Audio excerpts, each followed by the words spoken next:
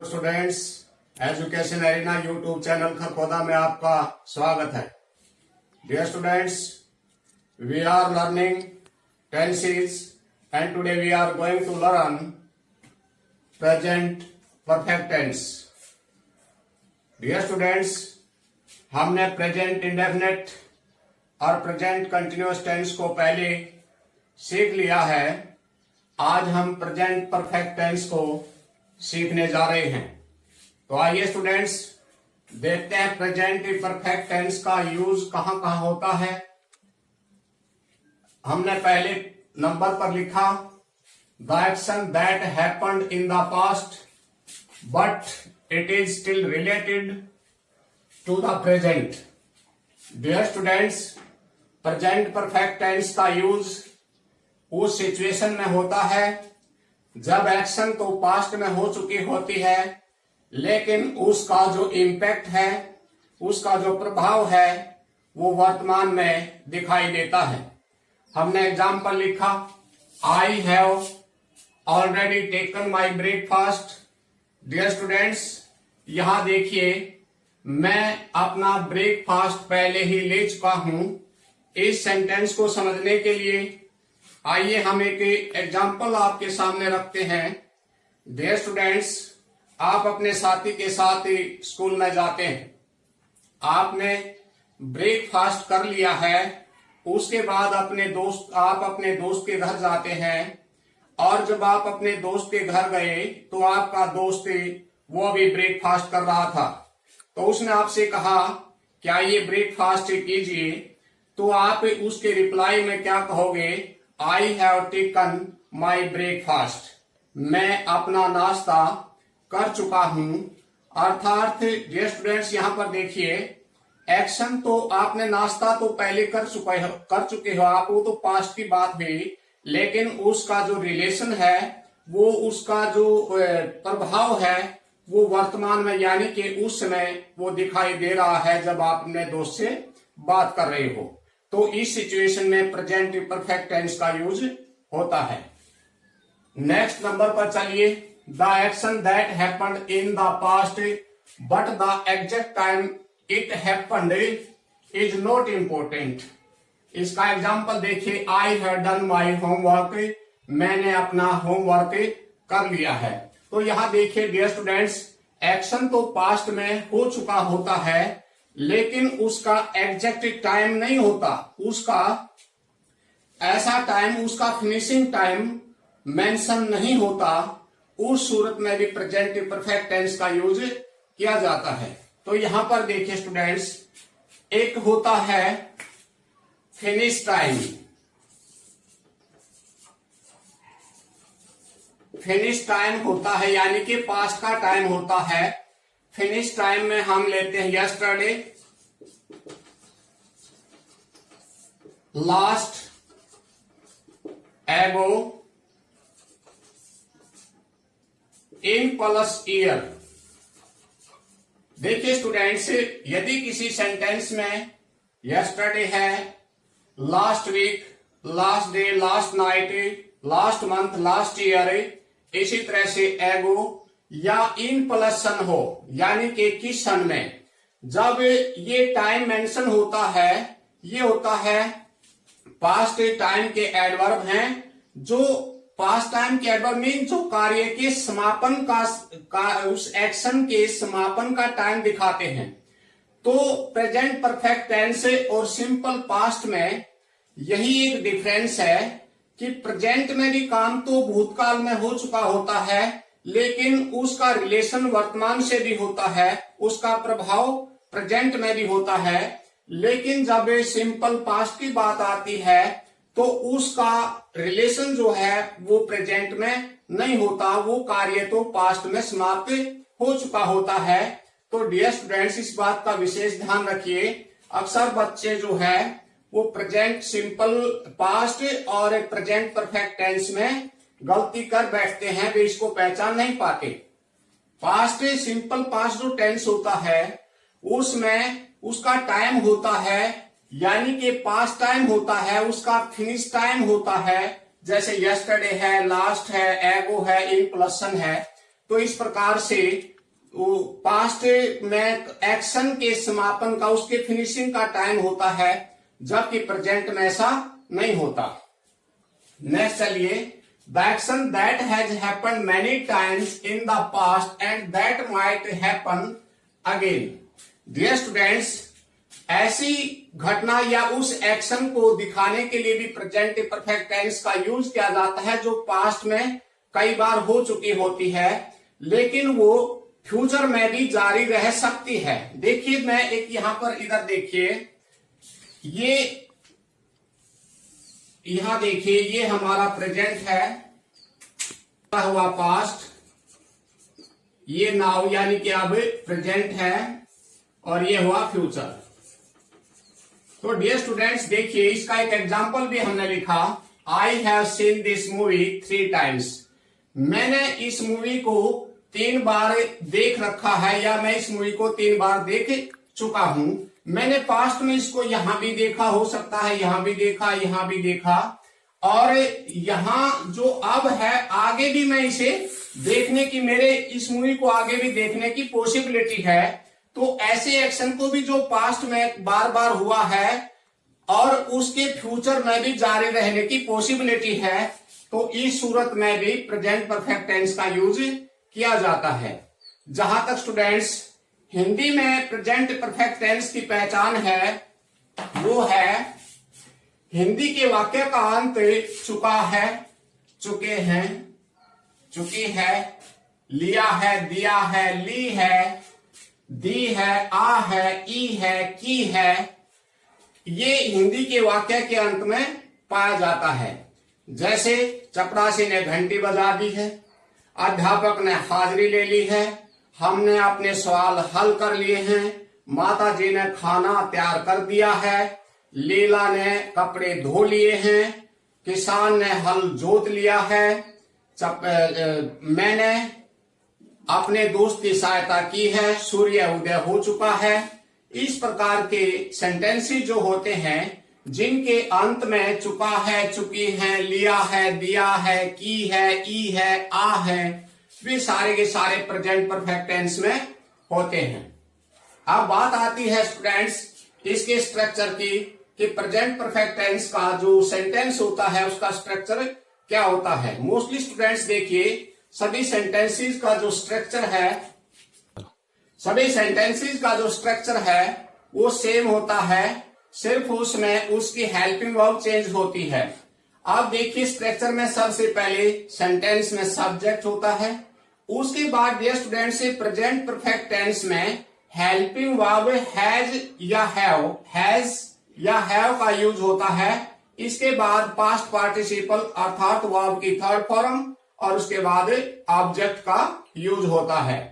अब देखिए students, has और हैव में किसके साथ, किस सब्जेक्ट के साथ हैज का यूज होगा, किसके साथ हैव का यूज होगा, वो देखने वाली बात है। यदि हमारा सब्जेक्ट आई, यू, वी, दे कोई थर्ड पर्सन है, तो उसके साथ हैव हेल्पिंग वर्ब का यूज होता है। जबकि यदि हमारा सब्जेक्ट ही है, सी है, इट है, कोई थर्ड पर्सन सिंगुलर नाउन है, तो उस सूरत में हैज का यूज होता है। अब देखिए स्टूडेंट्स, हम सेंटेंस चलते हैं अफर्मेटिव सेंटेंस पर। अफर्मेटिव मीन्स सकारात्मक वाक्य, यानी कि वो वाक्य जिसमें ना तो नहीं होता और ना जिसमें क्या होता, वो सकारात्मक वाक्य होता है। अफर्मेटिव सेंटेंसेस में सबसे पहले सब्जेक्ट, उसके बाद हैज या हैव प्लस वर्ब की third form plus object. Negative sentences में सब्जेक्ट प्लस हैज हैव के साथ नोट आएगा, इसके बाद V3 plus object. Interrogative sentence में हैज हैव सबसे पहले, इसके बाद subject plus V3 plus object, और अंत में क्वेश्चन मार्क आता है। इंट्रोनेगेटिव सेंटेंस में हैज हैव सब्जेक्ट से पहले, अर्थात सबसे पहले हैज हैव, इसके बाद सब्जेक्ट, इसके बाद नोट, इसके बाद पास्ट पार्टिसिपल वर्ब की थर्ड फॉर्म, इसके बाद ऑब्जेक्ट प्लस इंटरोगेटिव। तो डियर स्टूडेंट्स, ये है किसी भी सेंटेंस का स्ट्रक्चर जो हम 4 प्रकार के सेंटेंस बनाते हैं। आइए एग्जाम्पल द्वारा हम प्रेजेंट परफेक्ट टेंस को समझते हैं। चपरासी घंटी बजा चुका है या बजा दी है, एक ही बात है स्टूडेंट्स। तो यहाँ पर देखिए हमारा जो सब्जेक्ट है वो पियोन है, चपरासी है, थर्ड पर्सन सिंगुलर है। जब ये सब्जेक्ट थर्ड पर्सन सिंगुलर है तो इसके साथ हैज का यूज होगा। द पियन हैज वर्ब की third form, ring rang rung, third form object the bell, the peon has rung the bell, ये हुआ हमारा अफर्मेटिव सेंटेंस। नेक्स्ट चलिए, the peon has not rung the bell, ये हमारा negative sentence. सबसे पहले subject, फिर हेल्पिंग वर्ब, इसके बाद not, V3 plus object. Interrogative sentence में हेल्पिंग वर्ब सबसे पहले आती है, क्योंकि हमारा subject third person singular noun है। तो has the peon rung the bell, interrogative sign. Has the peon not rung the bell, ये इंटरोगेटिव भी है और नेगेटिव भी है। इंट्रोनेगेटिव सेंटेंसेस में हेल्पिंग वर्ब हैज है सब्जेक्ट से पहले और नॉट सब्जेक्ट के बाद आता है। इसके बाद पास्ट पार्टिसिपल वर्ब की थर्ड फॉर्म और लास्ट में ऑब्जेक्ट प्लस इंटरोगेटिव साइन। देखिए स्टूडेंट्स, और देखिए भारत ने मैच जीत लिया है या भारत मैच जीत चुका है, या मैं कहूं भारत मैच जीत गया है, वो किसी भी तरह से आप उसको लीजिए। लेकिन देखिए इन सेंटेंसेस से हमें पता चलता है कि अभी अभी प्रेजेंट में कोई एक्शन फिनिश हुआ है, उसका अब भी प्रभाव है। हालांकि एक्शन तो हो चुका है और जो हो चुका हो तो पास्ट में, लेकिन इन सारे सेंटेंसेस में जब आप देखोगे तो इसका रिलेशन जो है वो प्रेजेंट में दिखाई देता है। भारत ने मैच जीत लिया है, India has won the match, subject has have में से, क्योंकि India third person, has won the match. हमने सभी पर्सन हल कर लिए हैं। वी सब्जेक्ट हमारा था, वी के साथ have, we have solved all the questions. मेरा पिताजी दिल्ली चला गया है, my father has gone to Delhi. तो डियर स्टूडेंट्स, ये थे हमारे प्रेजेंट परफेक्ट टेंस के सेंटेंसेस। अब देखिए यहां पर मैंने लिखा है स्टूडेंट्स कंफ्यूजन, यानी कि ऐसा कंफ्यूजन है जो मोस्टली बच्चे गलती करते हैं। अब देखिए मैंने लिखा मैं उन्हें बचपन से जानता हूं, और यहां पर एक ता हूं देख करके इसे प्रेजेंट इंडेफिनिट टेंस मान बैठते हैं।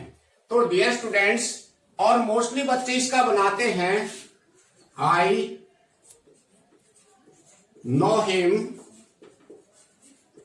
Since childhood.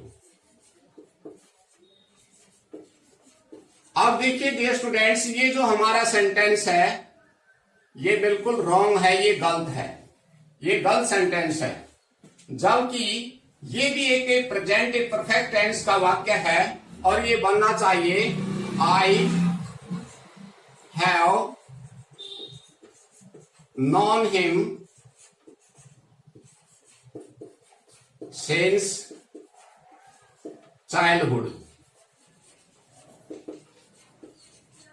तो डियर स्टूडेंट्स यहां पर देखिए इसी तरह से एक और सेंटेंस है, देखिए मैं इस स्कूल में 10 वर्षों से पढ़ाता हूं, मैं इस स्कूल में 10 वर्षों से पढ़ाता हूं।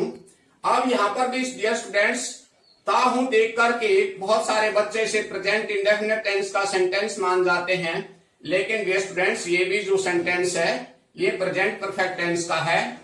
अब इसकी जो इंग्लिश बनेगी वो क्या बननी चाहिए, I have past participle taught in the school for 10 years.